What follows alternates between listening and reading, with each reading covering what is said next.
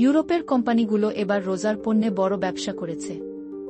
সুইজারল্যান্ডের Luis ড্রেইফাস company, LDC ও নেদারল্যান্ডসের ভিটেরা বাংলাদেশের রোজার পণ্যের 1/8 সরবরাহ করেছে, যা চীন, সিঙ্গাপুর ও যুক্তরাষ্ট্রের কোম্পানিগুলোর তুলনায় বেশি। 1 ডিসেম্বর থেকে 5 মার্চ পর্যন্ত 6টি পণ্য, তেল ও এর কাঁচামাল, চিনি, গম, ডাল, পেঁয়াজ ও খেজুর আমদানিতে $2.53 কোটি খরচ হয়েছে।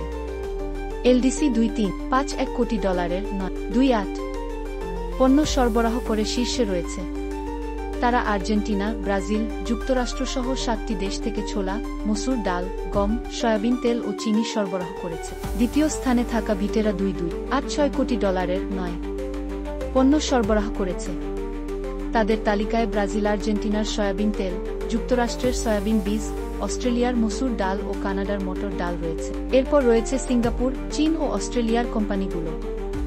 সিঙ্গাপুরের অ্যাগ্রোকর্প 1.89 কোটি, উইলমার 1.32 কোটি ও চীনের কফকোনা $8.2 কোটি পণ্য সরবরাহ করেছে। যুক্তরাষ্ট্রের কার্গিল ও আর্চার ড্যানিয়েলস মিডল্যান্ড, এডিএম, এবার সুবিধা করতে পারেনি।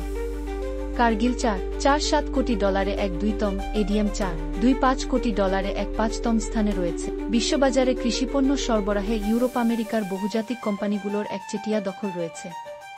তারা উৎপাদনকারী দেশগুলোতে বিনিয়োগ করে, কৃষকদের কাছ থেকে পণ্য সংগ্রহ করে শস্য গুদামে সংরক্ষণ করে এবং নির্দিষ্ট সময়ে সরবরাহ করে। বাংলাদেশে এসব কোম্পানির মূল ক্রেতা বড় শিল্পগোষ্ঠীগুলো। মেঘনা গ্রুপের চেয়ারম্যান মোস্তফা কামাল বলেন, পণ্যের গুণগত মান ও সময়মতো সরবরাহ নিশ্চিত করায় বহুজাতিক কোম্পানি থেকে বেশি আমদানি